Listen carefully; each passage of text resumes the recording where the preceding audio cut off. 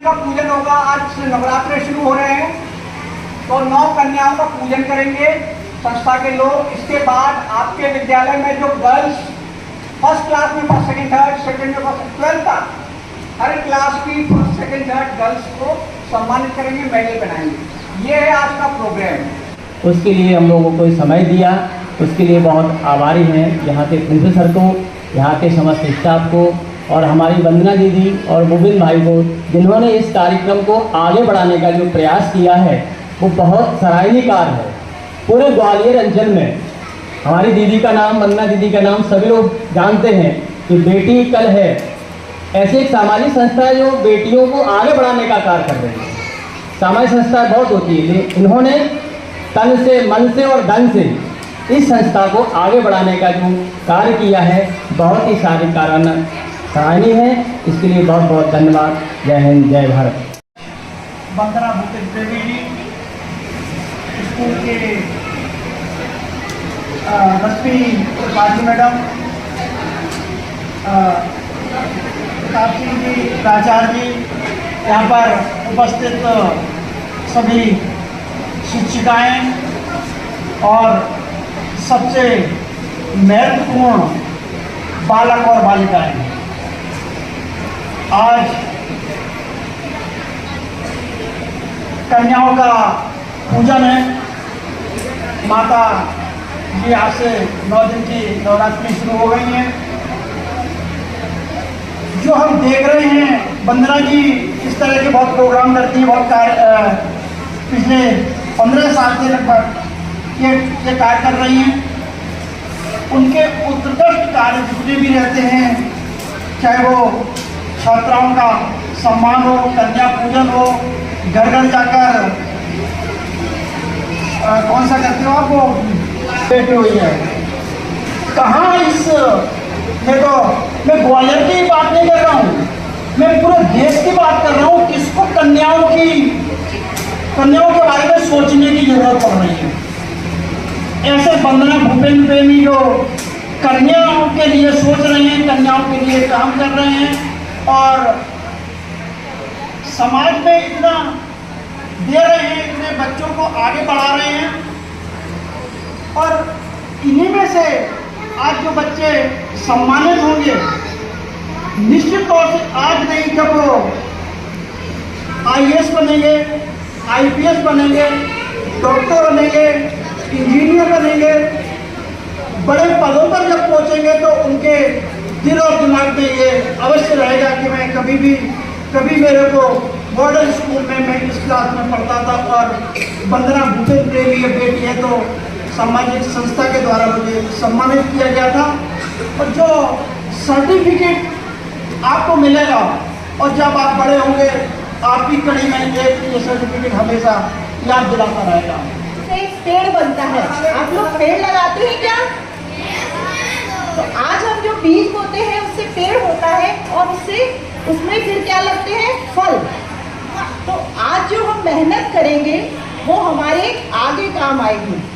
आपको टीचर्स और mummy papa पढ़ने के लिए बोलते हैं ना? हाँ तो बोलो। आप पढ़ते हैं, मेहनत करते हैं तो वो आपके भविष्य में काम आएगी, ठीक है ना? आज हम जो पढ़ाई करेंगे वो आप में ज्ञान और आत्मविश्वास को बढ़ाएगी। जो पढ़ाई हम करते हैं उससे हमें क्या मिलता है? ज्ञान। उससे क्या आता है? हमें आत्मविश्वास आता है, तो हमें अच्छा कैरियर मिलेगा। अगर हम पढ़ाई करेंगे तो हमारा भविष्य उज्जवल होगा, हमारा कैरियर बनेगा। इसलिए हमको पढ़ाई अवश्य करना चाहिए। पढ़ाई हमें सही गलत में फर्क करना सिखाती है। पढ़ाई हमको सही गलत में फर्क करना सिखाती है। अरे भाई पानी, देवियों को पानी। विद्या जो होती है ना, पढ़ाई, वो हमारे मुश्किल समय में काम आती है। और जो हमारे सपने होते हैं उनको हकीकत में बदलने का काम पढ़ाई ही करती है। तो आज हम सपना देखेंगे, अगर हम पढ़ेंगे नहीं तो हम उसको पूरा कैसे करेंगे? इसलिए हम जो सपने देखेंगे उसके लिए हमें पढ़ाई करना बहुत जरूरी है। इसलिए आज से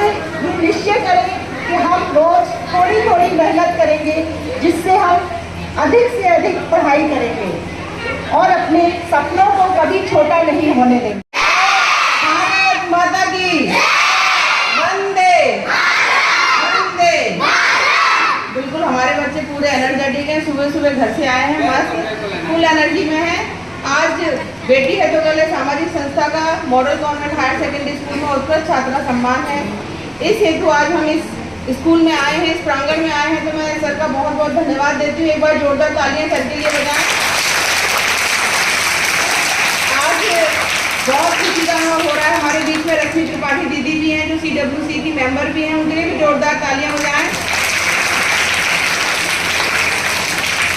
हमारे बड़े भाई और जिनका वृहद हस्त हमेशा हमारे सिर पर रहता है, TC तिवारी जी, उनके लिए भी जोरदार तालियां।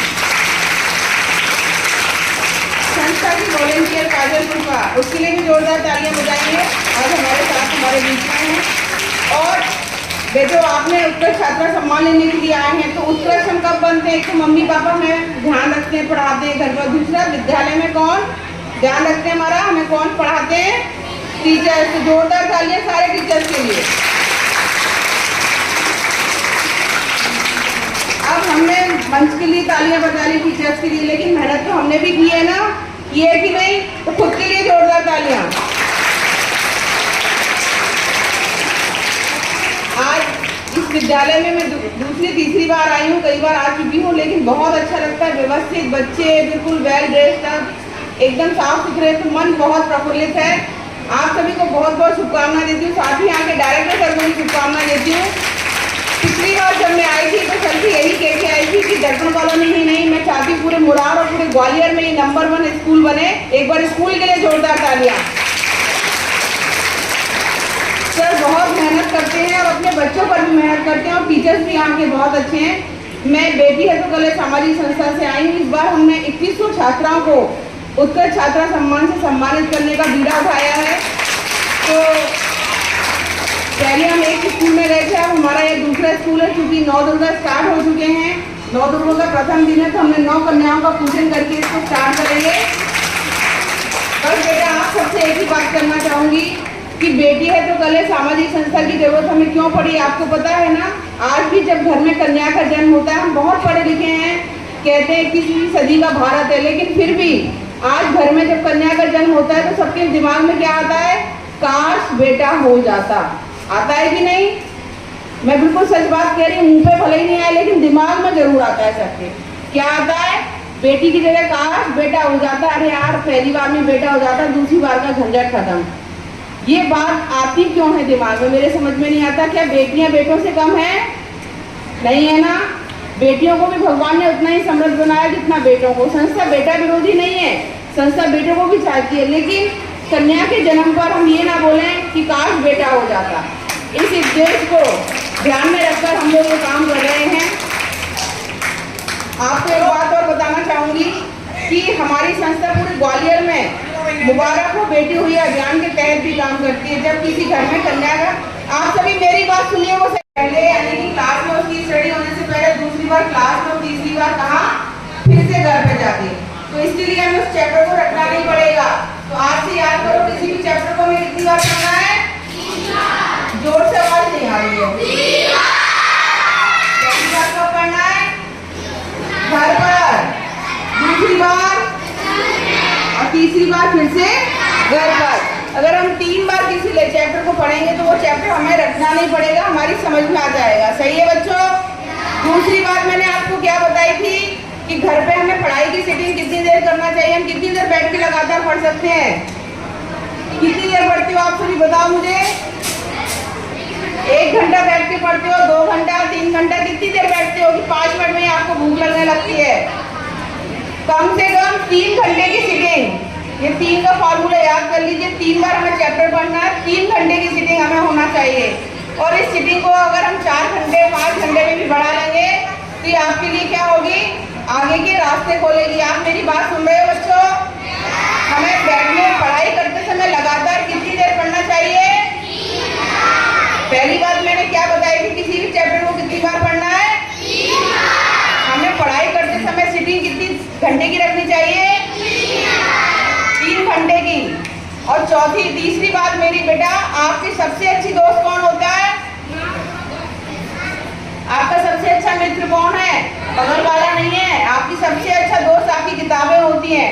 कौन होता है? आवाज नहीं आई मुझे, अब आई मुझे आवाज। ठीक है, तो आपकी सबसे अच्छा मित्र, आपका सबसे अच्छा बेस्ट फ्रेंड कौन है? आपकी बुक्स। हमें किससे दोस्ती करनी है? अपनी बुक्स से। अगर आप अपनी बुक से दोस्ती करोगे तो वो दिन दूर नहीं कि आप सभी कलेक्टर बनेंगे, कोई आईपीएस अधिकारी, कोई पुलिस कलेक्टर बनेगा, पुलिस अधिकारी बनेगा, कोई डॉक्टर बनेगा, कोई इंजीनियर। मेरी बात, तीनों बातें याद कर ली आपने। पहली बात क्या बताई मैंने कि तुम्हें कितना देर करना है आगे आज से? हमें फालतू की रील्स नहीं देखनी है, उसमें कुछ नहीं होता बेटा। समझ में आ रहा है? हाथ डाउन से नीचे कर लो। तो मेरी 4 बातें याद हो गई सबको। पहली बात क्या थी? चैप्टर को कितनी बार पढ़ना है?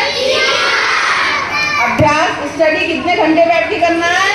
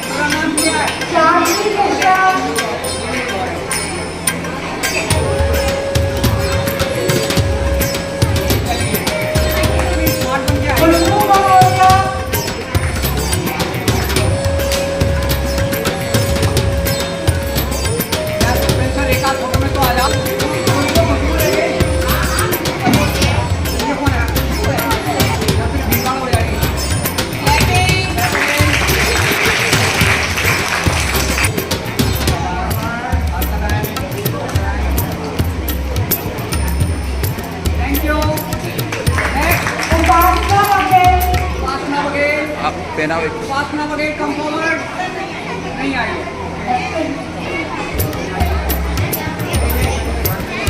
सामने देखेंगे।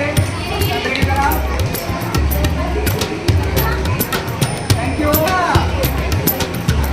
मम्मी बेटी एक ही क्लास में, ये तो गड़बड़ है यार। टीचर की मम्मी। तालियां तालियां तालियां। सामने देखेंगे।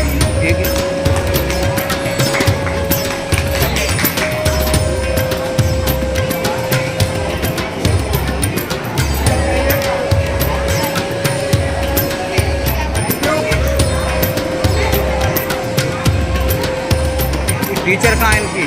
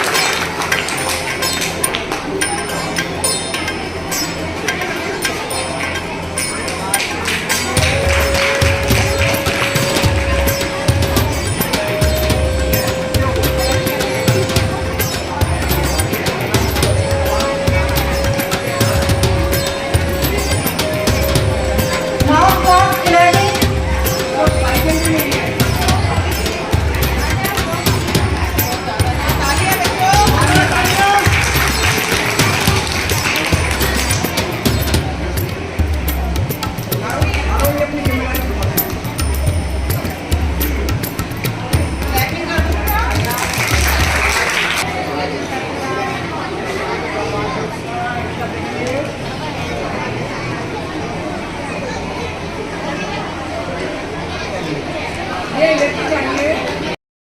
गेट 5 मुख्य अतिथि हमारे बीच आ चुके हैं। सर का नाम है श्री जेपी राजौरिया, बीजेपी के भारतीय जनता पार्टी के जिलाध्यक्ष हैं। सर एक बार पहले भी विद्यालय में आ चुके हैं, आज सेकेंड टाइम आए। आज नवरात्रि का पहला दिन है, हम लोग हाथ जोड़ेंगे,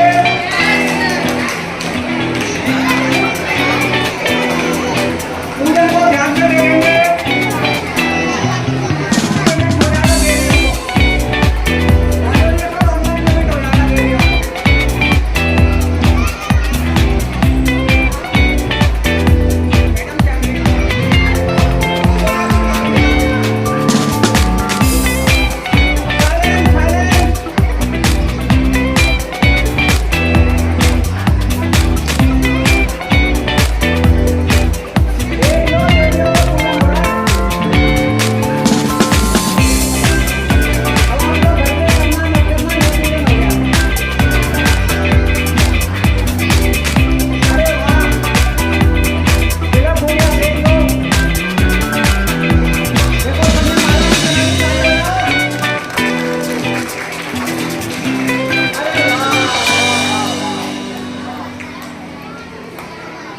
छोटी छोटी देरियां, छोटी छोटी देरियां।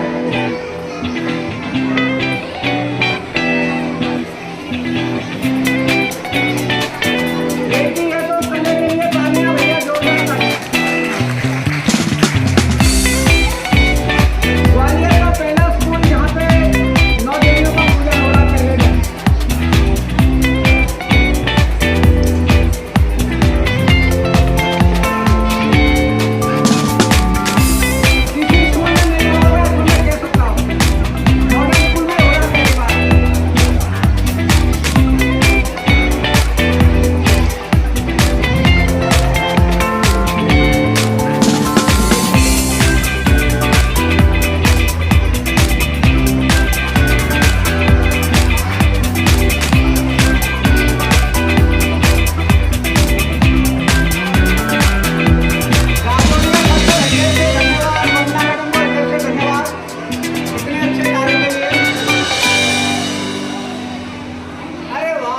क्या बात है।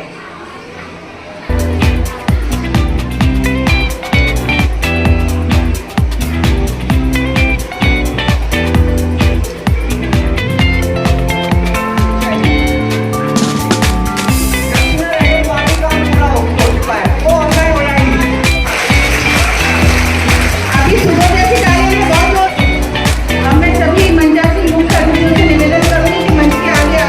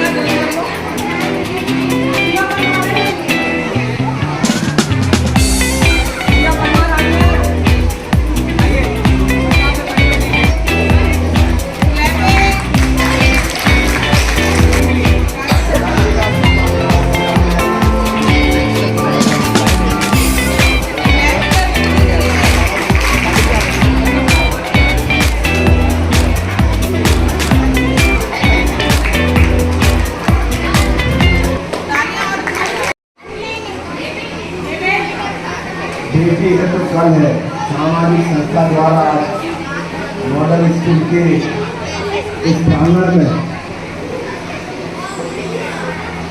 स्कूल के संस्थापक आदरणीय प्रताप सर जी,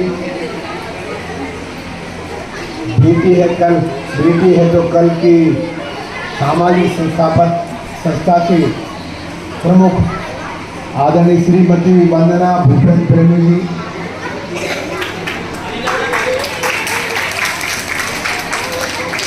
आदरणीय श्रीमती रश्मि त्रिपाठी जी,